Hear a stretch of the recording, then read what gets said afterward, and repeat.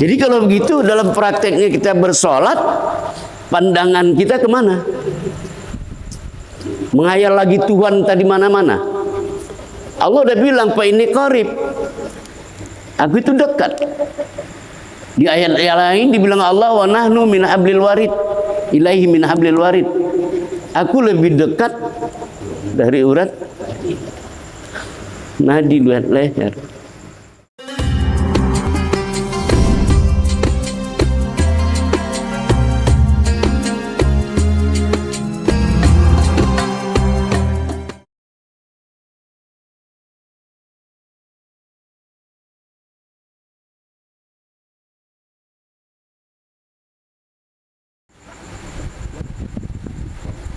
Jadi kita harus mencintai diri dulu, membahagiakan diri dulu, baru bisa membahagiakan orang lain. Nah, kenapa sampai tertutup begitu? Sampai tadi kalau kita bikin persentasenya 80 menyayangi, mencintai orang di luar, hanya 20% yang mencintai dirinya sendiri. Nah, ini artinya apa? Ini ada gejala ya, kita tidak menjadikan diri sejati kita itulah sebenar-benar diri kita. Itu masalahnya. Iya kan? Tertutup dia. Betullah kata Allah itu, kalau harta anak-anakmu, keluargamu itu adalah bisa menjadi hijab. Jadi kalau kita kembali kepada teks man arofa nafsahu faqad arofa rabbahu, sabarang siapa yang mengenal dirinya, kenalah dia dengan Tuhannya. Karena ruh yang ditiupkan itu ke diri kita, kalau diberi nama, itulah diri sejati, itulah diri sebenar-benar diri, itulah Nur Muhammad itu. Nah, makanya dalam kajian panjangan ilmu tasawuf, diri itu ada dua. Tadi satu diri sejati, itulah ruh yang ditiupkan. Ya, dia itu yang pertama kali kalau cerita lahir, dialah yang pertama kali dilahirkan. Kita lahir dari perut ibu melalui rahim, itu lahir yang kedua.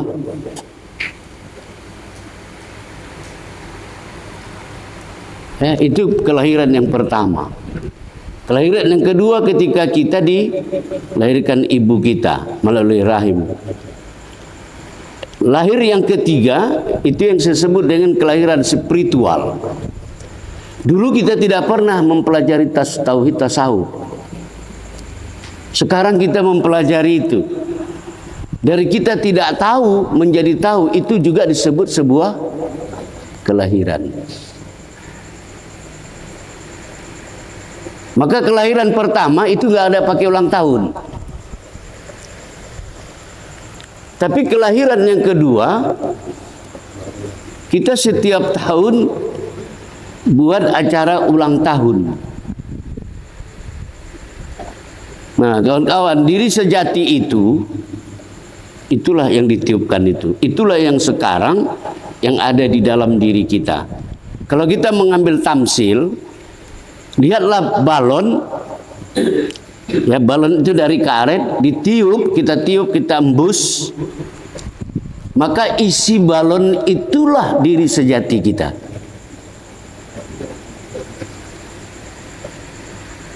Itu diri sejati kita.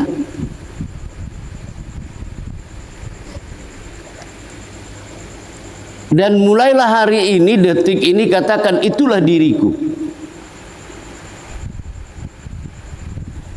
Yang kedua disebut dengan diri identitas. Ini memang harus kita dalami karena di sini puncak pelepasan. Tidak ada jasad, tidak ada yang lain-lain terkecuali hanya itu. Disinilah kita langsung bermusyahadah bermuwajjah, berliqa' dengan Allah. Jadi diri identitas itu adalah diri yang melekat pada diri sejati tadi. Coba lihat, pertama yang melekat di diri sejati itu jasad. Kan nggak nampak dia kan? Ini. Yang kedua adalah nama. Nama kita siapa yang buat? Dari Allah. Ya, barangkali jawabannya orang tua lah. Kan gitu ya. Nah, ketika kita ditanya, siapa kau? Siapa namamu? Kita sebutlah si Polan. Padahal itu yang didatangkan. Kan didatangkan itu. Alamat, tempat tinggal, harta, kekayaan. Seisi dunia inilah yang menutupi diri sejati. Maka inilah yang harus kita lepas, yang melekat ini. Makanya berbeda arti orang dengan manusia. Cobalah kalau malam ini kita ungkap itu. Kita ini udah jadi manusia atau masih jadi orang? Orang, kalau kita temu jumpa dengan kawan baru, orang baru pasti kita bilang, kau orang mana? Siapa namamu? Maka jawabannya itu adalah identitas yang melekat di diri. Ya, saya dari Tanjung Balai, nama saya ini. Iya kan? Padahal sebenar-benar diri kita bukan itu kan? Iya kan? Tapi walau demikian, kalaupun ada orang bertanya siapa kau, nggak usah juga dijawab. Aku percikan Allah, nggak usah juga. Iya kan? Nanti masalah. Tapi coba lihat kawan-kawan, kita sampai tidak bisa ingat diri itu, lupa diri. Ya karena penyebabnya apa? Diri identitas. Paham ini kan? Ini maka perlu saya ulang karena ini penting. Yang menutupi itu diri identitas. Maka dalam kajian tasawuf, dalam makna mutu qabla anta mutu, mematikan diri, artinya jasad ini pun ditiadakan. Ya, dalam konteks kita beribadah kepada Allah. Enak kali wak ini melenggang. Survei dia dulu kan, nanti kalau udah ada berita dia sampaikan sama kawannya. Sudah? Coba kita lihat lagi. Jadi itulah Pak Junaidi yang menutupi kita, nama ini segala macam. Tertutup.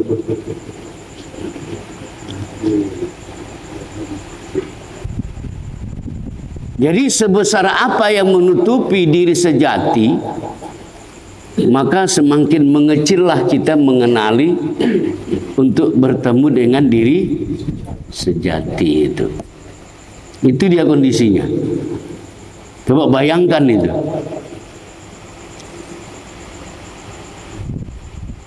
Maka oleh karenanya ketika kita memahami diri sejati itu di dalam, maka kita terus bekerja masuk ke dalam. Dengan cara kita memejamkan mata, fokus ke hati.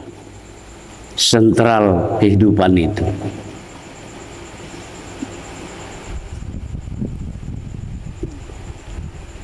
Nah, jadi seperti itu. Jadi kalau kita sembahyang, ya aqimus sholata li zikri, dirikan kamulah sholat untuk mengingat aku. Aku yang mana itu dia maksud? Aku diri sejati. Jadi kalau begitu dalam prakteknya kita bersolat, pandangan kita kemana? Menghayal lagi Tuhan tadi mana-mana. Allah udah bilang, Pak ini qarib. Aku itu dekat. Di ayat yang lain dibilang Allah, wa nahnu min hablil warid. ilaihi min hablil warid. Aku lebih dekat dari urat nadi leher. Nah, maknanya itu apa? Simpulnya, dirikan kamu sholat untuk mengingat aku. Kalau boleh aku pancing emosi. Kira-kira Allah tuh punya agama enggak?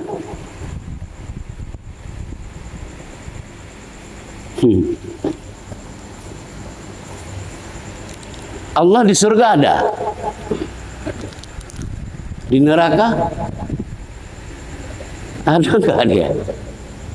Kira-kira kalau kita sholat, dia membutuhkan sholat kita? Kalau kira-kira sedunia ini enggak sholat, dia kira-kira itu turun marwah dia sebagai Tuhan? Tidak. Kalau begitu, aqimis sholatul zikri, dirikan kamu sholat untuk mengingat aku yang di dalam. Paham? Ya, masuk Barais. Ya, jadi dalam teori ini itulah maknanya. Insya Allah dengan demikian semakin tinggilah kehusukan kita di dalam beribadah. Coba kalau kita lihat lagi dalam konteks sholat, dalam konteks kita berdoa, kemana kita berdoa lagi? Itu tetap main ke dalam. Tidak usah kemana-mana lagi. Tidak usah lagi Allah itu dicari. Apalagi kita bisa memahami kalimat Allah bukan tamu di diri, tetapi Allah itulah sang pemilik. Allah itu sang pemilik, bukan siapa-siapa. Ya, saya berharap kita bisa menyamakan pemahaman, bisa kita pahami gitu loh.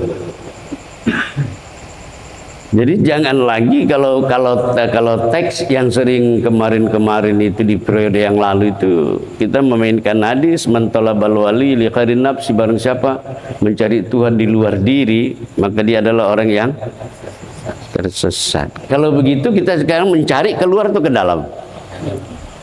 Ke dalam. Jadi kalau kita punya masalah selama ini kita katakan yuk kita cari solusinya, kita cari jalan keluar. Kalau sekarang udah berubah lah. Kalau kita punya masalah, cari jalan ke dalam. Istabti qalbaka, kata Rasulullah. Kau bisa komunikasi dengan hatimu. Tentu hati itu sebagai sarana. Qalbul mu'minina baitullah. Rumah Allah di luar atau di dalam? Di dalam.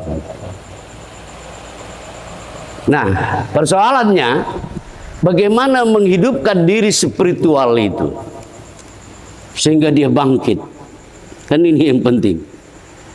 Begitu kita sholat, ketika kita rasakan, ya kita sadari diri yang di dalam itulah sesungguhnya yang beribadah itu, diri sejati kita itu tadi, ya kita sadari itu. Ya, saya pikir begini, dengan pengetahuan lah kita bisa membangkitkan mengenal diri yang sejati. Maka cara praktiknya bagaimana? Biasakanlah untuk berkhidmat, biasakanlah untuk bersunyi-sunyi. Ya, ini kita ambil dari mencontoh apa yang dilakukan baginda Rasulullah. Rasulullah tidak ada ijazah, tetapi dia menjadi pemimpin ya dunia dan akhirat. Rasulullah mendapat wahyu tidak di bangku sekolah, tapi dia mendapat wahyu di dalam keheningan ketika dia di gua Hira. Inilah dasarnya, wa minal laili fatahajjad bihi. Bangun kita sepertiga malam, ya kita sholat sunat taubat atau apa namanya, kita melakukan berzikir, karena memang diri spiritual itu bangkit di dalam keheningan. Lihat Rasulullah di gua Hira, dia berhening, dia bersunyi-sunyi, ya karena untuk pencerahan diri batin itu, ya memang harus seperti itu. Ya bangun di tengah malam menyendiri kita. Ya kita lihat lagi Rasulullah dapat wahyu dari Allah melalui malaikat Jibril. Di mana dimasukkan Jibril wahyu itu? Di dalam goni kah? Mungkin ada timba baskom. Atau ditaruhnya itu wahyu itu turun di kepala? Enggak kan? Tapi masuk ke hati. Ya. Jadi kecerdasan spiritual itu setelah kita memahami bahwa diri sejati kita itu adalah diri batin itu, maka sering-seringlah masuk di kedalaman itu, sering masuk di situ, ya berdialoglah dengan itu, sampaikanlah apa yang kita mau.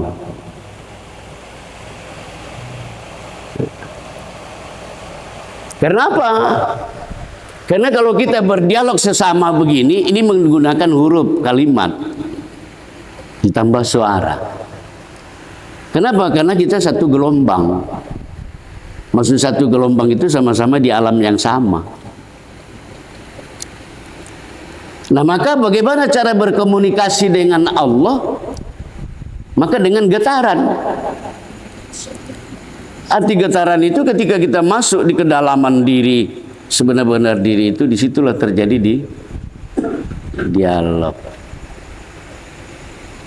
Ya kalau dibilang disitulah hampa itu, disitulah ruangan kosong itu. Nah disitulah kita. Jadi kajian-kajian demi kajian memang tidak ada satupun dalil menyuruh kita untuk keluar dari diri. Ya. Jadi ini tolong diamalkan, dilaksanakan. Maka ketika kita nanti mengikuti itu, diam saja kita, rasakan di hati itu. Tapi ingat, kalau kita yang permula ini, jangan dengan membuka mata, karena sensor terbuka. Maka dikatakan para ahli ketika kita buka mata, ini urusan dunia. Tapi ketika kita pejamkan mata, ini urusan ke dalam. Tapi kalau sudah dia mengkristal, ya insya Allah sudah bisa kita buka mata. Jadi tutup mata itu sama dengan Rasulullah digambarkan masuk ke gua. Pejamkan, rasakan. Ya kan? Nah, untuk memancing kesadaran ketuhanan itu, coba dulu nanti untuk memancing nilai spiritual diri sejati tadi itu, disitulah perlu kita dengan zikir napas. Saya contohkan, misalnya dilatih tarik napas, ya gitu, ditahan, ya pertama itu ada tahapan dari perut ke dada, kemudian perut dan dada. Jadi ketika kita memancing kesadaran itu, tarik, busga, kirim ke perut, tahan, ya tahan setahan kita. Nah di situ ada hampa, ya dalam hampa gitu. Keluarkan pelan-pelan. Jadi nariknya pelan-pelan, keluarnya pelan-pelan. Jadi nariknya itu perut dinaikkan, dibesarkan, simpan di situ. Rasakan, ya dengan mengingat kalau di diri itu, itulah diri sejati. Ya, kemudian mungkin kita sanggup hanya 5 kali, ya kita pindah ke dada. Begitu kita tarik, ya kan, kembangkan ke depan dada itu, biarkan dia di situ. 5 kali, ya, masuk pelan, keluar pelan. Kemudian tahapan yang ketiga dari perut, dari dada dan perut, mainkan, tarik dua-dua. Nah, ini memancing dan merasakan diri sejati secara fisik bisa kita rasakan, ya.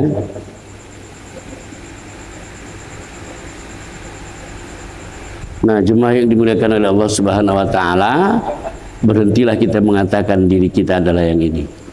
Bukan. Ya, dalam bersolat, ya kita sudah pernah memaparkan tubuhku bukan aku, kakiku bukan aku, tangan ini bukan aku, kepala bukan aku, pikiran dan perasaan bukan aku. Karena aku sejati kita bukanlah jasad. Ya, ini dulu rutenya. Ya, untuk apa? Jangan terus kita nanti berkomunikasi mengatakan berarti tubuh ini nggak penting rupanya, bukan begitu. Ya, pasti ada hubungan diri identitas dengan diri sebenar-benar diri. Iya kan? Nah, jangan dulu dibenturkan. Tapi di ujung kajian, diri identitas itulah fikih atau syariat, sedangkan diri batin kita itu adalah diri sebenar-benar diri itulah hakikat. Nah, itu sekedar ini saja. Waktu kita sudah pas jam 9 belum datang juga. Ya, saya khawatir tadi itu sengaja saya buka. Tapi kalau udah nampak kasih tahu ya.